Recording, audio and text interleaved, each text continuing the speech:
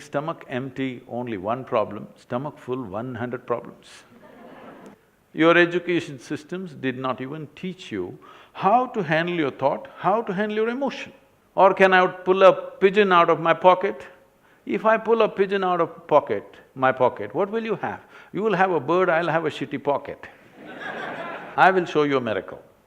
Guilt. Sadhguru, I listen to you. This doesn't usually happen to me. Probably a colony of ants or a pack of dogs could dominate human species. Your guru. Pardon me? Who is your guru? This is the USP of this country, which is all messed up right now. Now, how human am I? You just now used the word human, and almost everybody, everywhere I go, they use the word human, always referring to the limitations of being human, never talking about the immensity of being human. Oh, I'm only human. But why are you not saying, I'm human? You're on top, you're the top species on the planet. You're supposed to be on the top of the pile of all the species. Why people are saying, I am only human is because they're suffering themselves like no other creature. Not an ant or an elephant suffers themselves as human beings do. If their stomach is full, they're fine. For human beings, stomach empty, only one problem, stomach full, 100 problems. The reason is this is an evolutionary thing. It's an evolutionary thing that what you call as your cerebral flower, this brain, is new to you. You know, in the evolutionary scale of things, it is a new happening, this intellect. And most people have not figured how to handle it. They're not suffering the world, they're suffering their own thought and emotion most of the time. Why is it? Your education systems did not even teach you how to handle your thought, how to handle your emotion. Now, the moment you say you're human or not, first thing, the next question somebody will ask is, can I pull a gold chain from thin air? Can I do something else? Or can I pull out a rabbit from the vessel? Or can I pull a pigeon out of my pocket? If I pull a pigeon out of my pocket, what will you have? You will have a bird, I'll have a shitty pocket. This is not going to change anybody's lives. I will show you a miracle. I will show you people who are full-on activity, not people who are sitting in some cave. Full-on activity, all right? 20 hours a day, 7 days of the week, we're all on. I'll show you people for 5, 10, 15 years, they've not had a moment of anger, agitation, irritation, nothing, they live joyfully, blissfully. This is the miracle the world wants. This is the miracle the humanity needs. If this happens to you, you will not refer to human as a limitation, you will talk about human as a huge possibility. My question was about whether you need to transcend a few things. I personally think it's all right.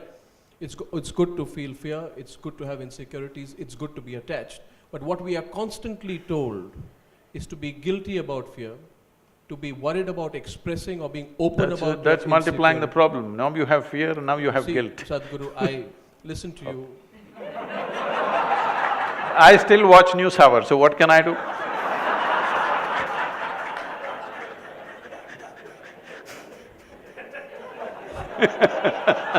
This doesn't usually happen to me. But Rotary Club, well, okay, so you made me forget my question. My point was that we are constantly told to be embarrassed about our insecurities, right? We are told not to have attachments. We are constantly told that in our lives and in our own Hindu philosophies and other philosophies to lose attachments. I want to know why this is necessary, which is why I asked you, because you were described as an enlightened soul, which I know you are. I asked you whether an enlightened soul like you feels insecurity, experiences attachment. See, why this has come up is because people have a selective sense of involvement. This is what I said when I said do not look up to anything, do not look down on anything. This is because if you look up to something, you will exaggerate. If you look down on something, you will exaggerate the negative. The moment you look up to something, you will get attached to it. The moment you look down on something, you will get dejected by it in some way, disgust will come. So these emotions of fear, insecurity, attachment, detachment, everything is a consequence. Shall we handle the source or shall we handle the consequence? People are always busy handling the consequence. They're telling you, trim your fear. Can you trim it? No way is it going to work. Now you're flipping on the other side and saying, we need not be ashamed of it, let's have it. Is it a pleasant experience, I'm asking? Is fear, insecurity, guilt, whatever, is it a pleasant experience? If it's a pleasant experience, keep it, it's up to you. If it's an unpleasant experience, is it a choice? I'm asking you just this much. In the world around us, what happens? It's a different issue. World will never happen 100% the way you want it. Even if you're just two people in the family, still it doesn't happen 100% the way you want it. If it's 51% your way, you are the boss, okay? More than that won't happen. But what happens within you must happen your way, isn't it? If what happens within you happened your way, would you keep this blissful or would you keep this fearful or miserable or whatever? You wouldn't do that to yourself, isn't it? At least for yourself, you want the highest level of pleasantness. Though what you want for your neighbor may be debatable, but what you want for yourself is very clear, isn't it? So it's okay to have fear, it's okay to be insecure? No, I didn't say that. It's okay to be attached? I'm asking you, if you had a choice… And what about ego, Sadhguru? Fear, insecurity, attachment and ego.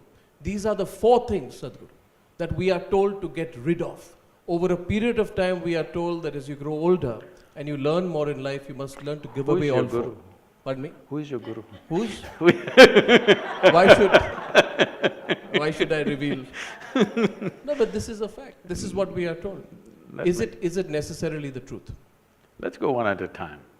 The ego. Everybody is talking about this. Right now, in any human being for that matter, if they do something wonderful, they'll say, I did it. If they do something nasty, it was my ego. So, Mr. Ego is a fall guy. Whenever you turn nasty, he's always there. But when you do good things, it's of course you, isn't it? I'm saying, let's become straight with life. That sometimes you're wonderful, sometimes you're nasty, sometimes you're joyful, sometimes you're miserable. This is your reality right now. You don't need a fall guy. This much sincerity we must bring into our lives, that what happens from within me is me and nobody else but me. If you come to this much, now if you see you're fearful or you're miserable or you're frustrated or you're depressed, if you see it's all because of me, would you not want to change it? Would you not want to change it? 100%. Now, I want to change it, how? Now you're asking for tools. That is why I'm here just giving you tools for transformation. Because tools are important in human life. As human beings, we are dominating the planet only because of our ability to use tools. Otherwise, probably a colony of ants or a pack of dogs could dominate human species. But we can use tools. The power of tools is such. Right now, if I ask you to unscrew a little screw in this furniture, you may lose all your nails, it'll not come out. You may lose some of your teeth, it'll not come out. If I give you a little screwdriver, it'll come out. So similarly, to handle the inner dimensions, there are tools. These tools… this is the USP of this country, which is all messed up right now, that people have not presented it properly. If I give you tools for transformation, the only thing is to learn to use the tools, that's all.